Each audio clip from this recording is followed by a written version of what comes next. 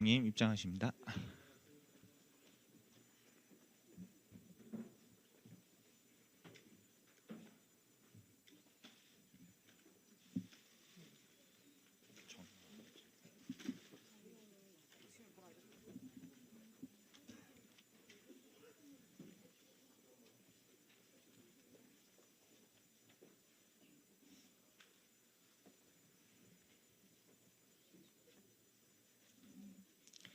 네, 지금부터 서민 소상공인에게 힘이 되는 신용사면 민당정 협의회를 시작하겠습니다. 금일 참석자를 소개해드리겠습니다. 먼저 유이동 정책위 의장님 참석하셨습니다. 이태규 정책위 수석부의장님 참석하셨습니다. 송석준 정책위 부의장님 참석하셨습니다. 송언석 제1정조위원장님 참석하셨습니다. 김주현 금융위원회 위원장님 참석하셨습니다. 이복현 금융감독원장님 참석하셨습니다. 권대영 금융위원회 사무처장님 참석하셨습니다. 이어서 조용병 은행연합회장님 참석하셨습니다. 김철주 생명보험협회장님 참석하셨습니다. 이병래 손해보험협회장님 참석하셨습니다. 정완규 여신금융협회장님 참석하셨습니다. 오화경 저축은행 중앙회장님 참석하셨습니다. 이창화 금융투자협회 전무님 참석하셨습니다. 신희부 나이스평가정보 대표이사님 참석하셨습니다. 송철 통신사업자연합회 대외협력실장님 참석하셨습니다. 이상 인사 마치겠습니다. 먼저 유이동 정책위 의장님 말씀 있겠습니다. 네, 여러분 반갑습니다. 지난 2019년 말 지구촌 전체로 확산되기 시작한 코로나19가 3년여 만에 엔데믹으로 전환되었다고는 합니다만 그 여파는 아직 현재 진행 중입니다. 고물가, 고금리에 고환율까지 겹치면서 우리 국민들의 경제적 어려움은 가중되고 있습니다. 특히 이런 삼중고의 어려움이 더 가혹하게 다가오는 분들이 계십니다. 코로나19라는 특수한 상황 속에서 이자 비용이 급격하게 불어나는 가운데 불가피한 상황으로 연체했던 분들이 각고의 노력 끝에 연체를 해소했음에도 불구하고 여전히 금융 거래에 어려움을 겪는 서민과 소상공인들이 많이 계십니다. 이 분들이 은행에 가서 대출을 신청하고 카드사에 가서 카드를 신청하는 등의 금융 거래를 하려면 과거 연체 이력 때문에 여러 가지 제약을 받고 있습니다. 게다가 금융회사 대출과 통신비 연체가 함께 됐던 분들은 그 어려움이 더욱 심할 수밖에 없습니다. 특히 통신비까지 연체하는 경우는 경제 사정이 그만큼 더 어려워졌다는 것을 방증하는 만큼 통신 채무에 대한 적극적인 채무 조정도 고려할 필요가 있겠습니다.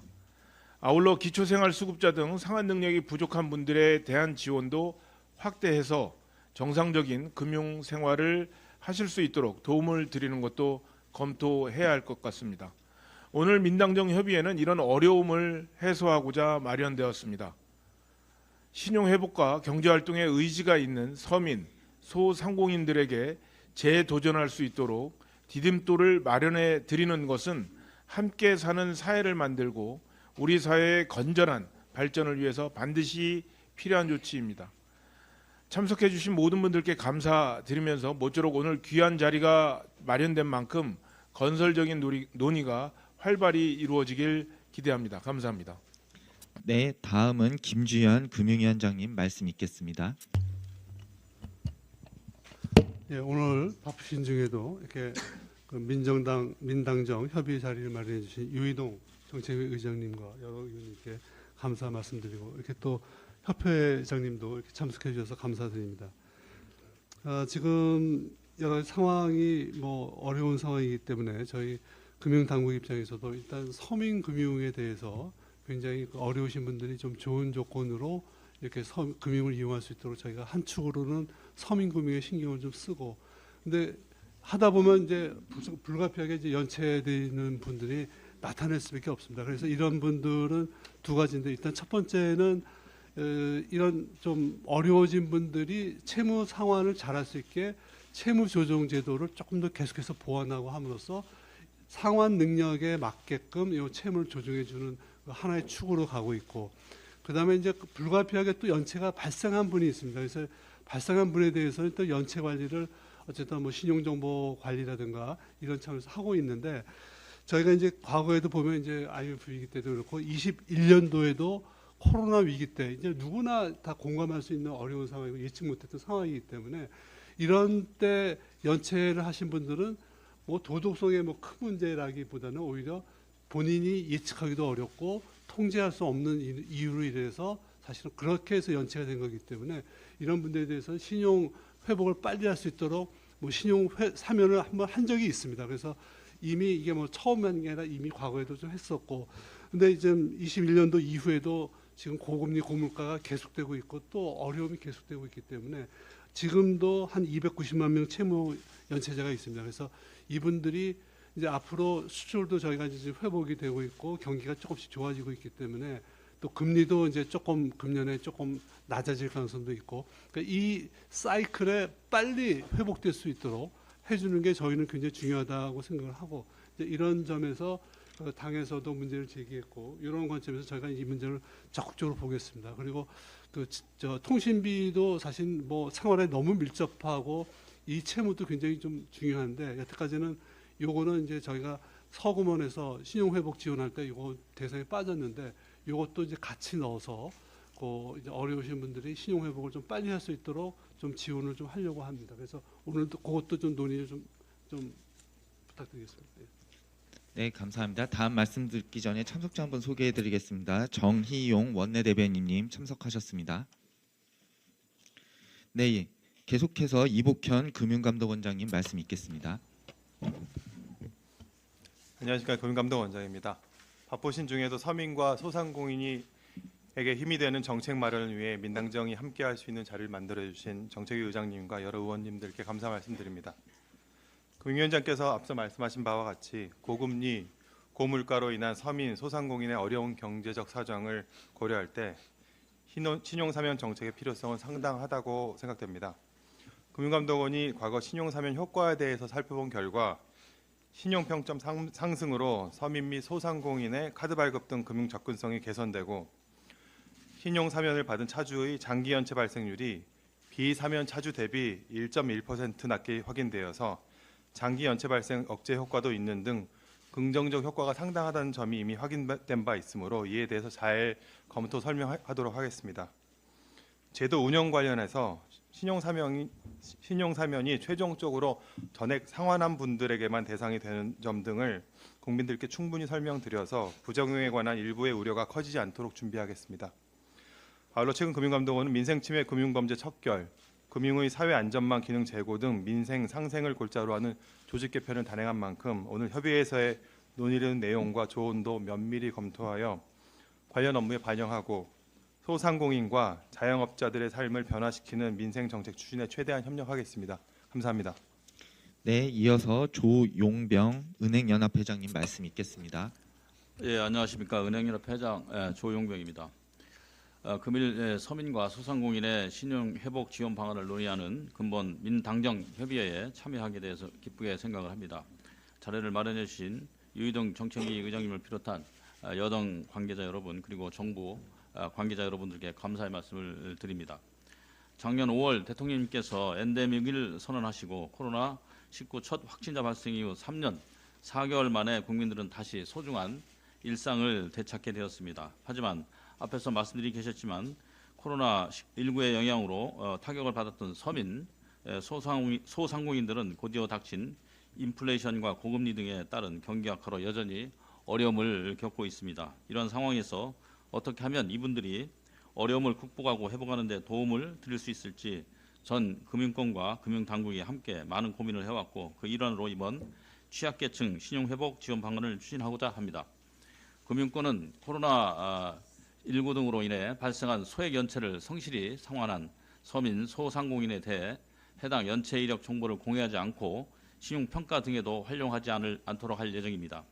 이를 통해 많은 서민, 소상공인들의 신용 점수가 상승하고 금융 접근성이 제고되어 정상적인 경제 금융 활동을 재개하는 데 큰 도움이 될 것으로 기대됩니다. 이외에도 은행권은 2조 원 규모의 소상공인 대상 민생 금융 지원 방안을 마련하고 상생 금융 및 사회공헌 사업을 확대하는 등 취약계층을 지원하고 사회적 책임을 다하기 위한 다양한 대책을 시행하고 있습니다. 앞으로도 국민들의 신뢰를 회복하고 국민 경제에 든든한 버팀목이 되도록 적극 노력하겠습니다. 감사합니다. 네, 말씀 감사합니다. 이후 순서부터는 비공개로 진행하겠습니다. 오늘은 그 보좌진 분들도 모두 퇴실 조치를 하도록 하겠습니다. 언론인 보좌진 여러분들 협조 부탁드리겠습니다. 오늘 민당정 협의에서 논의한 사항을 간략하게 보고해드리겠습니다. 첫째, 연체 채무 전액 상환자 최대 290만 명에 대한 신용 회복을 지원하기로 결정했습니다. 코로나19가 엔데믹으로 전환된 상황에서도 서민과 소상공인들은 고금리, 고물가 등으로 힘겨운 경제 상황에 처해 있습니다. 특히 서민과 소상공인들이 불가피한 상황으로 대출을 연체했지만 이후 연체 금액을 전액 상환을 해도 과거에 연체가 있었다는 이유로 금융거래와 경제활동에 어려움 등을 겪고 계십니다.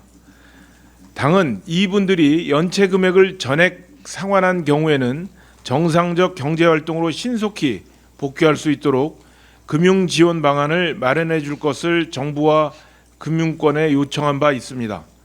정부에서도 과거 IMF 시절에 2차례 걸쳐 그리고 코로나19가 한창 유행하던 2021년 8월 등 취약 차주에 대한 신용 회복을 3차례 지원했던 선례를 들어 이번에도 엄중한 경제 상황을 고려하여 적극적인 신용 회복 지원이 필요하다는 데 공감하였고 금융권의 관련 조치를 요청하였습니다. 구체적으로는 21년 8월 신용사면의 연장선상에서 21년 9월부터 24년 1월까지 2천만 원 이하 연체자 중 24년 5월 말까지 전액 상환하는 사람을 지원 대상으로 요청하였습니다. 이에 대해 금융권은 최대한 신속히 신용회복 지원 방안을 마련하여 이르면 내주 초에 협약을 체결하고 조치를 이행해 나가기로 하였습니다. 금융권의 신용회복 지원 시 최대 290만 명이 연체 기록 삭제의 혜택을 받을 것으로 예상됩니다. 연체 기록이 삭제되면 신용점수가 상승하게 되어 카드 발급이나 좋은 조건으로 신규 대출을 받는 등의 정상적 금융생활이 가능할 것으로 기대합니다. 둘째, 금융채무와 통신채무를 통합하여 채무 조정하는 등 취약계층에 대한 채무 조정 기능을 강화하기로 하였습니다. 금융과 통신채무를 동시에 연체한 사람은 금융채무만 연체한 사람에 비해 경제사정이 더 어려운 한계 채무자일 가능성이 매우 큽니다. 이에 통신업계와 신용회복위원회가 협의해 금융, 통신채무의 통합채무조정을 실시하는 방안을 마련하여 추진하기로 하였습니다. 최대 37만 명의 통신채무 연체자에 대한 금융, 통신, 채무조정을 통해 성실한 상환과 신속한 재기를 돕도록 하겠습니다. 또한 기초수급자 등에 대한 신속 채무조정 특례도 확대하기로 하였습니다. 신속 채무조정 이자 감면폭을 현행 30에서 50%에서 50에서 70%로 확대할 것입니다. 이를 통해 연간 기초수급자 5천 명 정도가 상환 부담을 덜고 신속히 재기할 수 있을 것으로 기대합니다.